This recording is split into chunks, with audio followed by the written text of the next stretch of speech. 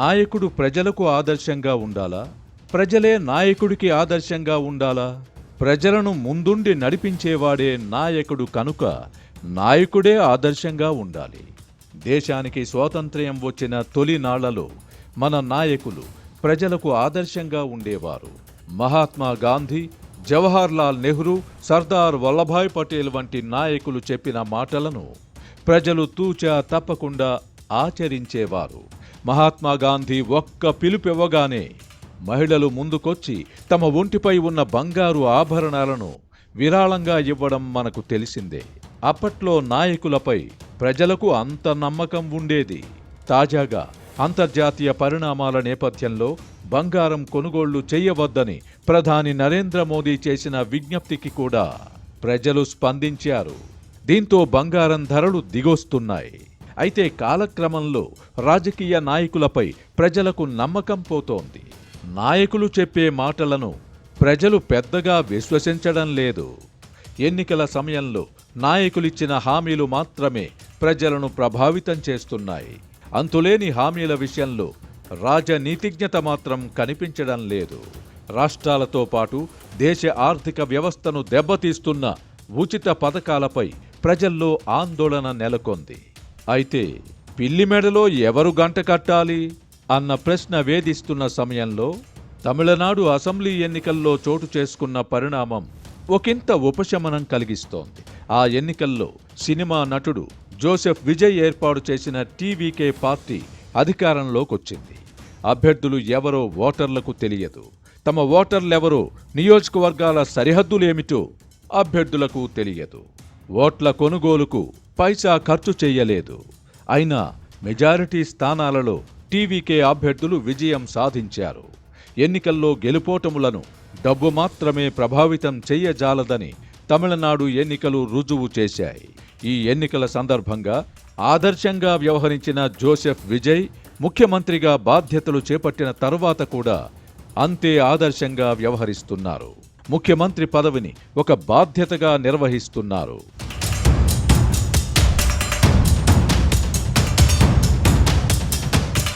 ఉదయం 10:30 భోజనం క్యారియర్తో సచివాలయానికి వస్తున్న ముఖ్యమంత్రి కార్యాలయ పనివేళలు ముగియగానే సాయంత్రం 5 గంటలకు ఇంటికి వెళ్లిపోతున్నారు. ప్రభుత్వంలో అవినీతికి స్థానం లేదని రుజువు చేయడానికి ముఖ్యమంత్రి ప్రయత్నిస్తున్నారు. ఎన్నికలలో విజయం సాధించిన తనను అభినందించడానికి వచ్చిన పారిశ్రామిక వ్యాపారవేత్తలతో సీఎం విజయ్ డిప్లొమాటిక్గా మెలుగుతున్నారు. వివిధ శాఖలలో టెండర్లు, ఇతరత్రా నిర్ణయాలు పారదర్శకంగా జరిగిపోతున్నాయి. నిబంధనల ప్రకారం టెండర్లు ఆటోమేటిక్గా ఖరారవుతున్నాయి. లాలూచీలకు తావుండడం లేదు. అంతా ఆన్లైన్లో పారదర్శకంగా జరిగిపోతున్నాయి. ప్రభుత్వాధికారులు లంచాలు డిమాండ్ చేస్తే ఫిర్యాదు చేసే వెసులుబాటు కూడా కల్పించారు. రాష్ట్రాలలో ఏ పార్టీ అధికారంలో ఉన్నా మద్యం కొనుగోళ్లలో అధికార పార్టీకి మామూళ్లు అందడం ఆనవాయితీగా వస్తోంది. తమిళనాడులో ఈ ధోరణికి కూడా ఇప్పుడు అడ్డుకట్ట వేశారు. అధికార పార్టీకి కమిషన్లిచ్చేవారు ఆ మేరకు ప్రభుత్వానికి సరఫరా చేసే మద్యం ధరలు తగ్గించాలని ముఖ్యమంత్రి విజయ్ ఆదేశించారట. దీంతో ప్రభుత్వ కొనుగోలు ధర తగ్గి ఆదాయం పెరిగింది. ముఖ్యమంత్రి అండ చూసుకొని ప్రజలు కూడా ప్రభుత్వ కార్యాలయాలలో అధికారులను ఎక్కడికక్కడ నిలదీస్తున్నారు. మొత్తం మీద జోసెఫ్ విజయ్ ప్రస్తుతం ఆదర్శ సీఎంగా పనిచేస్తున్నారు. ఫలితంగా ప్రజలకు ఆయనపై నమ్మకం మరింత పెరిగిందని చెబుతున్నారు. దండిగా డబ్బున్న వారికే పార్టీ టికెట్లివ్వడానికి అలవాటు పడిన రాజకీయ పార్టీలకు జోసెఫ్ ఆదర్శంగా నిలిచారు. దేశానికి స్వాతంత్ర్యం వచ్చిన కొత్తలో రాజకీయాలు ఇంతే ఆదర్శంగా ఉండేవి.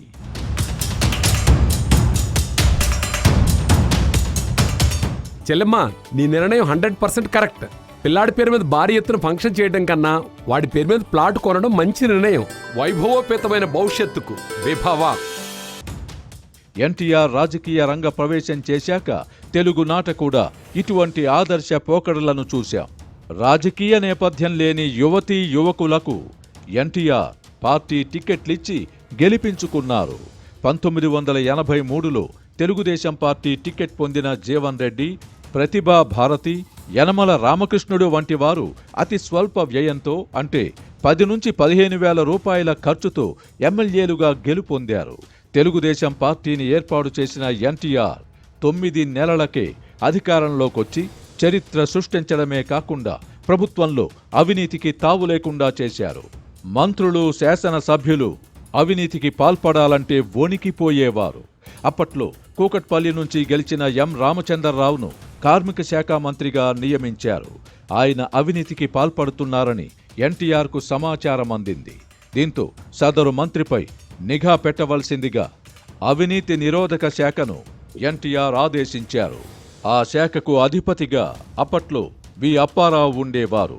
ఎన్టీఆర్ ఆదేశాల మేరకు అవినీతి నిరోధక శాఖ అధికారులు వలపన్ని సచివాలయంలో మంత్రి రామచంద్రరావు 10,000 రూపాయలు తీసుకుంటూ ఉండగా నేరుగా పట్టుకున్నారు. లంచం తీసుకున్న కేసులో ఒక మంత్రిని పట్టుకోవడం అదే ప్రథమం. అప్పట్లో అదో సంచలనం. అయితే రాజకీయాల్లో ఆదర్శంగా ఉండడం అంత ఆషామాషీ కాదని తెలియడానికి ఎన్టీఆర్ అంతటి వాడికి కూడా ఎంతో కాలం పట్టలేదు. ఈ సంఘటన జరిగిన కొంతకాలానికే నాదెండ్ల భాస్కర్రావు రూపంలో ఎమ్మెల్యేలు సంఘటితమై అప్రజాస్వామికంగా ఎన్టీఆర్ను గద్దె దించారు. ఆ తర్వాత జరిగిన ప్రజాస్వామ్య పరిరక్షణ పోరాటం, ఎన్టీఆర్ తిరిగి ముఖ్యమంత్రి కావడం తెలిసిందే. తెలుగునాట ఎన్టీఆర్ అనుభవాల నేపథ్యంలో తమిళనాడు ముఖ్యమంత్రి జోసెఫ్ విజయ్ ఎంతకాలం నిక్కచ్చిగా రాజకీయాలు చేయగలరో వేచి చూడాలి. రాజకీయాల్లో డబ్బు ప్రభావం లేని రోజుల్లోనే నిజాయితీగా ప్రభుత్వాన్ని నడపడం కష్టతరమని ఎన్టీఆర్ ఉదంతంలో రుజువయ్యింది. ఇప్పుడు అవినీతి ప్రజల దైనందిన జీవితంలో భాగమైపోయింది. రాజకీయాల్లో కూడా అవినీతి ఒక భాగమయ్యింది. ప్రజలు కూడా అవినీతిని పట్టించుకోవడం లేదు, అలవాటు పడిపోయారు. ఎన్టీఆర్ తర్వాత రాజకీయాల్లో మార్పు సాధ్యమని జోసెఫ్ విజయ్ నిరూపిస్తున్నారు. అయితే ఇది ఎంతకాలం అన్న ప్రశ్న ఉండనే ఉంది. ఎన్టీఆర్ తర్వాత రాజకీయాల్లో విలువలు క్రమంగా క్షీణిస్తూ వచ్చాయి. దేశవ్యాపితంగా నెలకొన్న ఈ ధోరణి తెలుగు రాష్ట్రాలను కూడా కమ్మేసింది. వైఎస్ రాజశేఖర్ రెడ్డి హయాంలో అవినీతి వ్యవస్థీకృతమయ్యింది. టెండర్ల వ్యవస్థకు నిర్వచనం మారిపోయింది. ప్రభుత్వ పెద్దలు ఎంపిక చేసిన వారికే టెండర్లు దక్కే విధానం అమల్లోకొచ్చింది. టెండర్లు పొందిన వారు నాయకులకు 6% కమిషన్ ఇవ్వడం ఒక రకంగా చట్టబద్ధమైపోయింది. రాజశేఖర్ రెడ్డి అమలు చేసిన ఈ విధానం ఆ తర్వాత దేశంలోని అన్ని రాష్ట్రాలకు విస్తరించింది. ఫలితంగా టెండర్ల వ్యవస్థకు నిర్వచనం మారిపోయింది. అవినీతి వ్యవస్థీకృతమయ్యింది.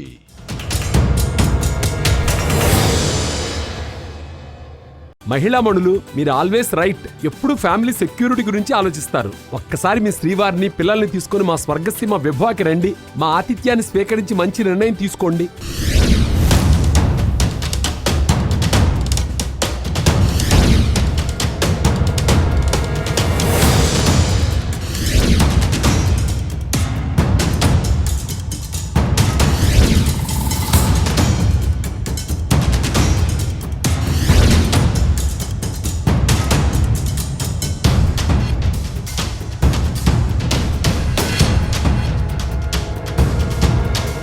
తెలుగునాట విలువల క్షీణత దాదాపు 3 దశాబ్దాల క్రితమే మొదలయ్యింది. అయితే రాజకీయ వైషమ్యాలు ఒక స్థాయికి మించి దిగజారలేదు. తెలుగుదేశం పార్టీ ఆవిర్భావానికి ముందు కాంగ్రెస్ పార్టీయే దాని ప్రధాన ప్రత్యర్థిగా ఉండేది. తెలుగుదేశం పార్టీ ఏర్పాటు తర్వాత రాజకీయాల్లో ఉద్రిక్తతలు చోటు చేసుకోవడం మొదలయ్యింది. కులాలను కూడా రాజకీయాల్లోకి తీసుకొచ్చారు. ఈ పాపానికి కాంగ్రెస్ నాయకులే కారణం. అప్పటి నుంచి తెలుగునాట కులాల కుంపట్లు రాజుకున్నాయి. రాష్ట్ర విభజన తర్వాత పరిస్థితి మరింత వికటించింది. తెలంగాణలో కులాల రొచ్చు ఉండేది కాదు. అలాంటిది ఇప్పుడు తెలంగాణలో కూడా ఈ జాడ్యం విస్తరిస్తోంది. నాయకుల మధ్య వైషమ్యాలు పెరిగిపోయాయి. రాజకీయ విభేదాల స్థానంలో వ్యక్తిగత కక్షలు రంగప్రవేశం చేశాయి. తెలంగాణలో మాజీ ముఖ్యమంత్రి కేసీఆర్ కుటుంబానికి ముఖ్యమంత్రి రేవంత్ రెడ్డి మధ్య వ్యక్తిగత స్థాయిలో వైరం ఏర్పడింది. ఇరు పక్షాలు కళ్లలో కళ్ళు పెట్టి చూసుకోలేని పరిస్థితి. ఆంధ్రప్రదేశ్లో పరిస్థితులు మరింత దిగజారాయి. ముఖ్యమంత్రి చంద్రబాబు, మాజీ ముఖ్యమంత్రి జగన్మోహన్ రెడ్డి మధ్య పచ్చగడ్డి వేస్తే భగ్గుమనే పరిస్థితి. ఈ కక్షలు, కార్పణ్యాలు కార్యకర్తల స్థాయి వరకు విస్తరించాయి. సత్యం వధ, ధర్మం చెర అన్నట్టుగా పరిస్థితి తయారయ్యింది. నాయకులు చెబుతున్న దాంట్లో ఏది నిజమో ఏది అబద్ధమో తెలుసుకోలేని పరిస్థితి. తెలుసుకోవాలన్న ఆసక్తి కూడా ప్రజల్లో ఉండడం లేదు. ఎందుకంటే ప్రజలు కూడా రెండు శిబిరాలుగా విడిపోయారు. ఒక వర్గం కూటమికి కొమ్ము కాస్తుండగా మరో వర్గం జగన్ రెడ్డి వైపు నిలబడుతోంది. దీంతో అధికారం నిలబెట్టుకోవడం కోసం కూటమి నాయకులు కోల్పోయిన అధికారాన్ని తిరిగి పొందడం కోసం జగన్మోహన్ రెడ్డి ఆపసోపాలు పడుతున్నారు. ఈ క్రమంలో అన్ని హద్దులు చెరిగిపోతున్నాయి. ప్రజలకు ఆదర్శంగా ఉండాల్సిన నాయకులు అందుకు విరుద్ధంగా వ్యవహరిస్తున్నారు.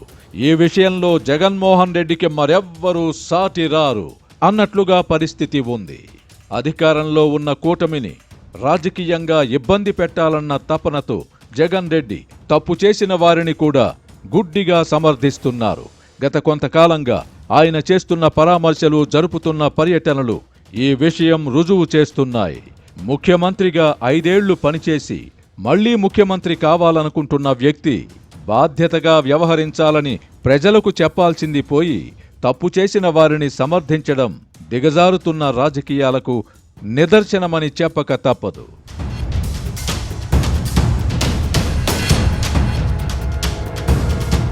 గుంటూరు జిల్లాలో గంజాయి వ్యాపారంతో సంబంధమున్న వారిని పోలీసులు బహిరంగంగా కొట్టారు. చట్ట ప్రకారం అది నేరమే. అయితే పరామర్శ పేరిట అక్కడకు వెళ్లిన జగన్ రెడ్డి గంజాయి వ్యాపారం చేసిన రౌడీ మోకను శుద్ధపూసలుగా పేర్కొంటూ సమర్థించడంతో ప్రజలు నెవ్వెరపోయారు.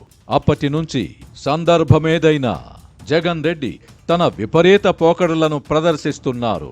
పార్టీ పరంగానే కాకుండా తన సొంత మీడియా ద్వారా కూడా ఆయన నేర ప్రవృత్తికి అండగా నిలిచే ప్రయత్నం చేస్తున్నారు. విజయవాడ లాకప్ డెత్ కేసు విషయంలో కూడా కులాన్ని తెరమీదకు తేవడంతో పాటు 21 ఏళ్ల చిన్నపిల్లాడు తెలియక తప్పు చేస్తే చంపేస్తారా అని హడావిడి చేశారు. 21 ఏళ్లు నిండిన వాడు చిన్నపిల్లాడెలా అవుతాడో తెలియదు. తాజాగా మాజీ మంత్రి సీదిరి అప్పలరాజు కుమారుడు చేసిన మోటార్ సైకిల్ ప్రమాదంలో ఒక యువకుడు మరణించగా 18 ఏళ్ల చిన్నపిల్లాడు ఏదో తెలియక తప్పు చేస్తే మానవత్వం లేకుండా శిక్షించాలని ప్రభుత్వం అనుకోవడమేమిటి అని ప్రశ్నించారు. భారత ప్రభుత్వం రూపొందించిన శాసనం ప్రకారం 18 ఏళ్లు నిండితే మేజర్ అవుతారు. పెళ్లి విషయంలో కూడా స్వతంత్ర నిర్ణయం తీసుకోవచ్చు. 18 ఏళ్లు నిండిన వ్యక్తి ముఖ్యమంత్రిని, ప్రధానమంత్రిని ఎన్నుకునే విధంగా ఓటు హక్కు పొందుతున్నారు. అలాంటి 18 ఏళ్లు నిండిన వాడిని చిన్నపిల్లాడు అని అతను చేసిన తప్పును సమర్థించడమేమిటి? అప్పలరాజు కొడుకు ఉద్దేశపూర్వకంగా ఆ ప్రమాదం చేసి ఉండకపోవచ్చు.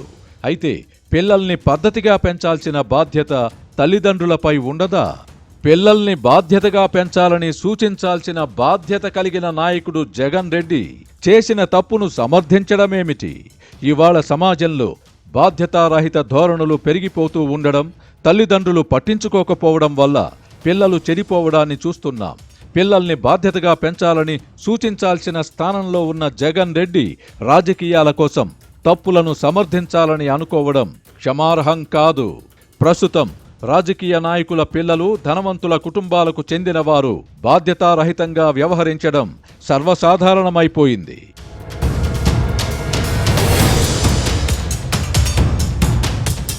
చెల్లెమ్మ, నీ నిర్ణయం 100% కరెక్ట్. పిల్లాడి పేరు మీద భారీ ఎత్తున ఫంక్షన్ చేయడం కన్నా వాడి పేరు మీద ప్లాట్ కొనడం మంచి నిర్ణయం. వైభవోపేతమైన భవిష్యత్తుకు విభవ. నిన్నగాక మొన్న ఒక కేంద్ర మంత్రి కుమారుడు పోక్సో కేసులో జైలుకు వెళ్ళొచ్చాడు.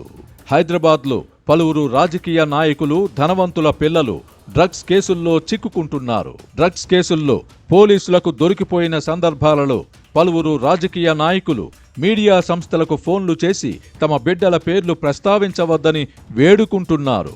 పిల్లల పెంపకంలో జాగ్రత్తలు తీసుకొని ఉంటే వారికి దుస్థితి వచ్చేది కాదు కదా. 2 తెలుగు రాష్ట్రాలలో యువత డ్రగ్స్కు బానిసలవుతున్నారని ఆందోళన చెందుతున్నాం కదా. మరోవైపు యువత ఖరీదైన కార్లు, బైకులు వినియోగిస్తూ ప్రమాదాలు చేస్తున్నారు. కొన్ని సందర్భాలలో ప్రమాదానికి కారణమైన వారు కూడా చనిపోతున్నారు. ఇలాంటి సందర్భాలలో రాజకీయ నాయకులు, ఇతర ప్రముఖులు పుత్రశోకానికి గురయ్యారు కదా. ఈ నేపథ్యంలో ప్రజలకు ఆదర్శంగా నిలవాల్సిన జగన్ రెడ్డి లాంటి వారు ప్రమాద కారకుల్ని సమర్థించడం దేనికి సంకేతం? పిల్లల్ని బాధ్యతగా పెంచకపోతే తల్లిదండ్రులే మూల్యం చెల్లించుకోవాల్సి వస్తుందని జగన్ రెడ్డికి తెలియదా?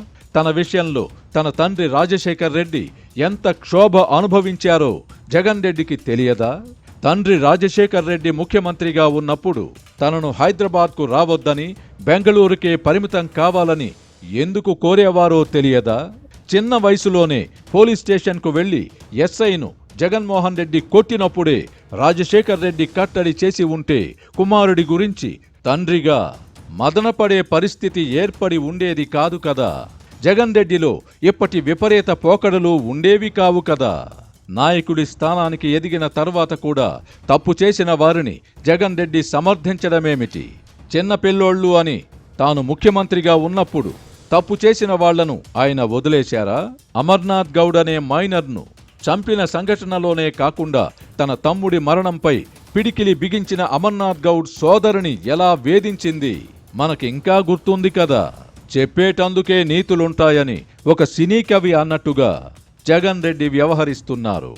అధికార పక్షాన్ని నిలదీయడానికి ప్రజా సమస్యలు ఎన్నో ఉంటాయి. అవన్నీ వదిలేసి నేరస్తులకు ఒత్తాసు పలకడం దేనికి సంకేతం?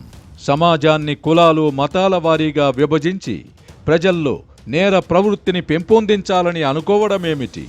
ప్రజలకు ఆదర్శంగా నిలబడాల్సిన నాయకుడు ఇలా ప్రవర్తిస్తే సమాజంలో పెడధోరణులు ప్రబలవా? యథా రాజా తథా ప్రజా అంటారు. ఈ కారణంగానే జగన్ రెడ్డి అనుచరులు 2029 తరువాత నరుకుతాం, చంపుతామని రెచ్చిపోతున్నారు. ఆక్వా సభ పేరిట భీమవరంలో తాజాగా నిర్వహించిన సభ సందర్భంగా జగన్ అనుచరుల వీరంగం చూశాం. ఏమాత్రం విరపు లేకుండా, చట్టమన్నా పోలీసులన్నా భయం లేకుండా రప్ప రప్ప అంటూ ప్లకార్డులు ప్రదర్శించారు. ముఖ్యమంత్రి, ఉప ముఖ్యమంత్రిపై యథేచ్ఛగా బూతులు ప్రయోగించారు.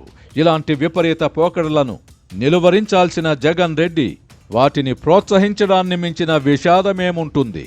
ప్రజాస్వామ్యంలో హింసకు తావుండదు. తమిళనాడులో ఒక చిన్న హింసాత్మక సంఘటన కూడా జరగకుండానే అధికార మార్పిడి జరిగింది కదా.